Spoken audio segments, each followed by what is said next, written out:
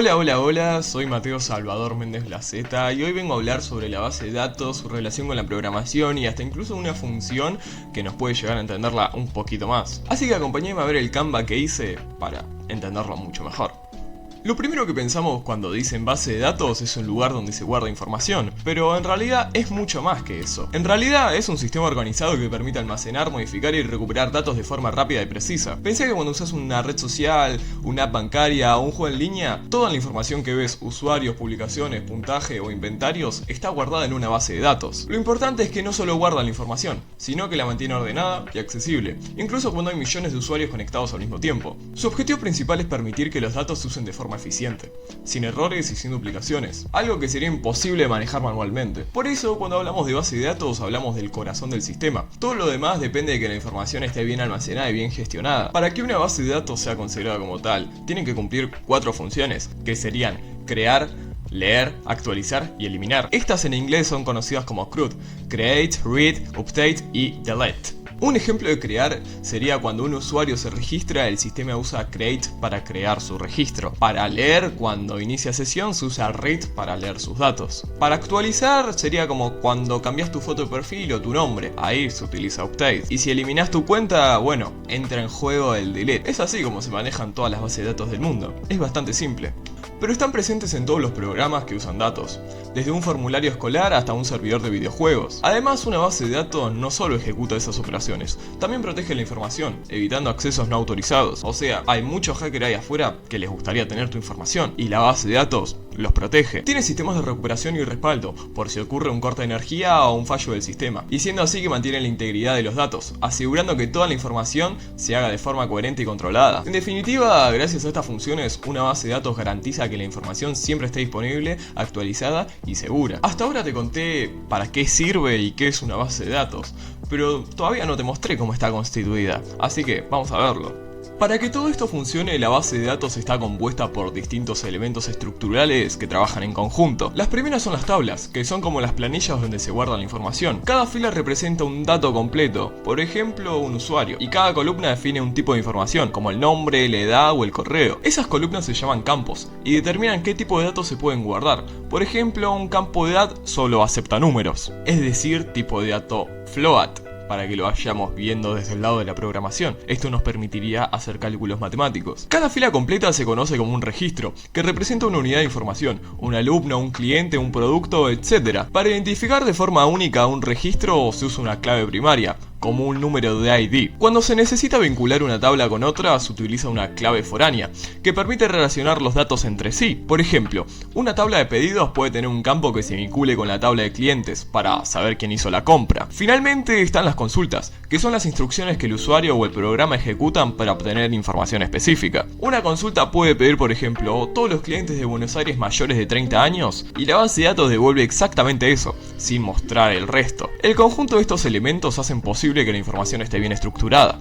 relacionada y lista para usarse, cuando el sistema lo necesite. Ahora vamos a pasar a la parte de programación, que lo va a explicar mi compañero, Santiago Pellegrini. La programación y la base de datos básicamente se relacionan, ya que los programas necesitan guardar y recuperar datos de manera permanente. Se conectan a la base de datos mediante un enlace que les permite enviar instrucciones, como insertar o buscar datos y recibir los resultados. Además, la base de datos pueden ser de manera locales, ya sea, dentro de la compu o online, que es en un servidor accesible por el internet. Un ejemplo de una programación con una base de datos local es el de C++, el cual es un sistema para guardar datos en la misma computadora donde corre el programa. No necesita servidores ni internet. La información se almacena en los archivos del propio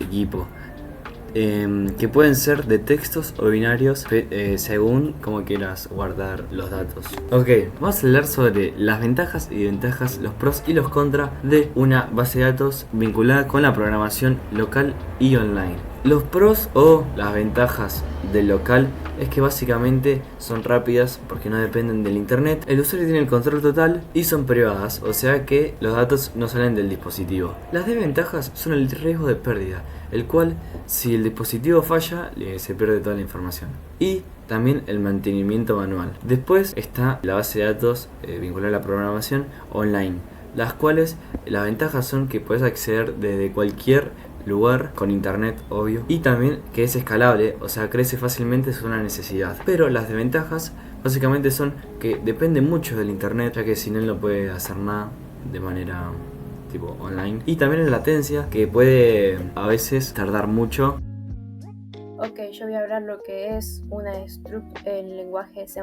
Esta es una función que te permite personalizar un tipo de dato, el cual puede contener varias variables o campos. Sirve para representar una entidad, objeto u objeto. Una variable de struct representa una fila o registro en una tabla, mientras que cada campo de struct representa una columna o atributo. Esto es de gran utilidad para las bases de datos, porque te permite mapear los datos de una consulta SQL a objetos manipulables, facilitando el procesamiento, transporte y serialización de los datos, y hace del trabajo con registros o filas ser más limpio, escalable y mantenible. Ahora hagamos una pequeña comparación con los arreglos. Si bien ambos, el arreglo y el struct, son funciones similares, no son iguales. Tres de sus diferencias son el tipo de dato, porque el struct lleva varios campos con diferentes tipos de datos, pero el arreglo o array lleva un solo mismo tipo de dato para todos los elementos que lleva dentro de sí. También está el acceso a los datos, porque para el struct simplemente necesitas el nombre del campo, pero para los arrays necesitas un índice que siempre empieza de 0 para encontrar todos los datos ya guardados. El struct se usa para representar una entidad, pero el array es una colección de elementos iguales. Esa es otra de las diferencias. Vemos un poco la sintaxis. En el struct, para declararla, pones struct, luego pones el nombre de la struct que vas a declarar, que vas a crear. Luego abres las llaves, pones todos los campos que vas a crear, pones el tipo de dato para el campo, luego su nombre que le vas a denominar, punto y coma, y así hasta que pongas todos los campos que quieras. Luego cierras las llaves y pones punto y coma, y ahí finaliza. Luego hay dos formas de declarar las variables. Una es entre el cierre de las llaves y el punto y coma. Ahí puedes poner todas las variables que quieras. Esa sería la última línea de código del struct. O si no, puedes entrar al bloque de código main y declararlo con el nombre de la struct como tipo de datos y luego el nombre de la variable. Punto y coma siempre al final. Acá tengo un pequeño ejemplo sobre que hicimos una estructura llamada auto. Pusimos características básicas de un auto como los campos y dentro del bloque in main declaramos un arreglo de estructuras. Eso se puede hacer. Básicamente haces lo mismo, solo de que en vez de poner un tipo de datos ya especificado, pones el nombre de tu struct y ahí se puede crear el arreglo. Ahí, en este caso, ya no hace falta declarar variables que estén fuera de eso, porque los elementos del arreglo funcionarían como variables, por así decirlo. Luego ya inicializamos los datos dentro del arreglo. Recuerden siempre jerarquizar los datos mediante las llaves.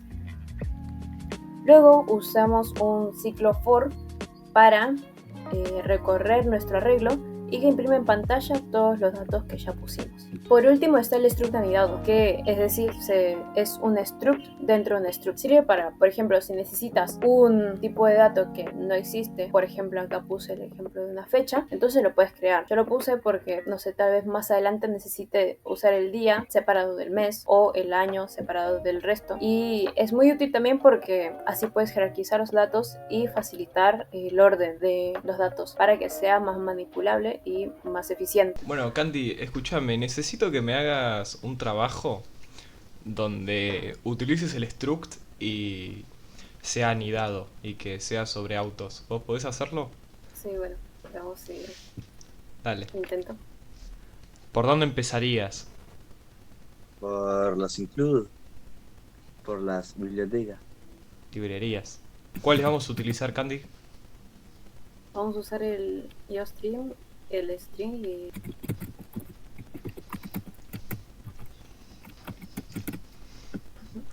Y después, ¿qué iría?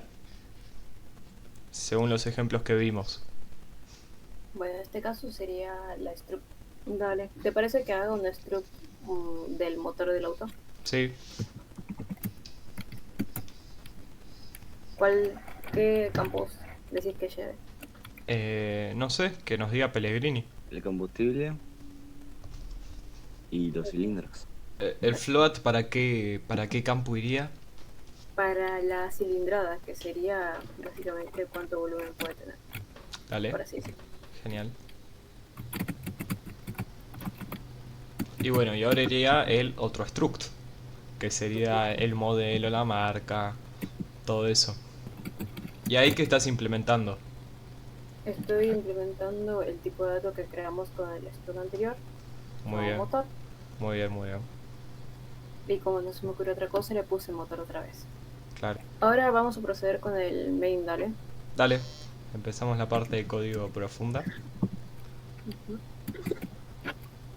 Voy a empezar por hacer un arreglo del struct auto. Ok, un array vamos a empezar. ¿De cuántos? ¿Y cuántos necesitas o cuántos crees? Y lo hacemos de dos. Acá estamos declarando todo lo que tiene que ver con los atributos, las características del auto en sí mismo. ¿Y por qué ahí abrís unas nuevas llaves? Porque viste que vamos a usar el tipo de dato motor. Esos tienen dos campos. Y ahí cuando pones coma significa que empezaste con un nuevo registro. Ajá. Ok. ¿Y ahora con qué seguimos? Con el for. Y sí, Que el for sería para poder ver todo lo que tiene el array. esta línea punteada lo voy a hacer para separar las partes del código. Ok, me parece bien. Y el end para terminar lo que vendría siendo la línea. Ahora iría toda la parte de mostrar en pantalla lo de la marca, lo del modelo, la cilindrada y el combustible, ¿no? Seguimos con el modelo, muy importante poner espacio para que no quede pegado. Ok, ahora nos faltarían 3 atributos nada más. Ah, Candy. Ahí me di cuenta de nuestro error. Pusimos ¿Cuál? que en los dos primeros, en marca y el modelo, cuando hablamos sobre el array, ponemos auto en vez de autos. Me di cuenta con esa última que hiciste en el motor. Debería ir autos. Ah, ya entendí. Incluso yo, que yo soy una profesional, no me había dado cuenta que había pasado ese error. Acá y acá. Amigo, también fíjate en motor y motor. Es verdad, tienen el mismo nombre. Por lo menos ponele en minúscula el nombre del campo en vez del tipo. Y acá también tendremos que cambiar toda esta parte. Bueno, ya lo había puesto en minúscula. Candy, creo que te olvidaste del cout. No, la verdad es que no, porque acá no puse un punto y coma. Así que puedes seguir en la próxima línea. Esto es algo que recién me acabo de dar cuenta. ¿Qué? Que yo imprimí los datos así, o los codifiqué así, pero los campos están Invertidos. invertidos, claro. Claro, si no, no va a compilar, va a aparecer en otro lado. También otro problema que veo es que cuando intentás incrementar i para que la matriz pase al siguiente, no pones i de índice, pones 1. Ah, sí, me di cuenta. ¿Para qué lo cambio?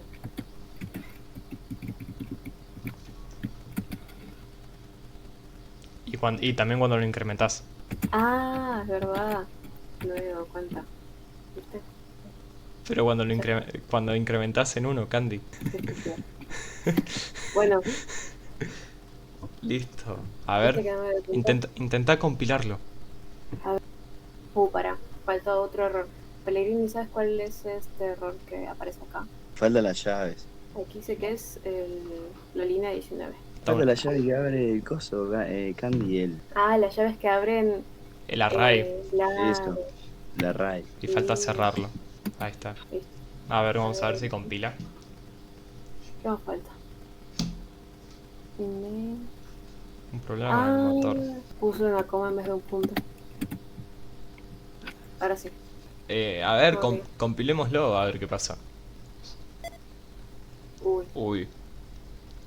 Mirá, justamente se corta en la marca. A ver, baja. Bueno, lo bueno es que compila. Ah, mira, yo puse acá 2 autos, pero puse 3 acá. Nada Claro, que ver. claro, en Dice el 2. for.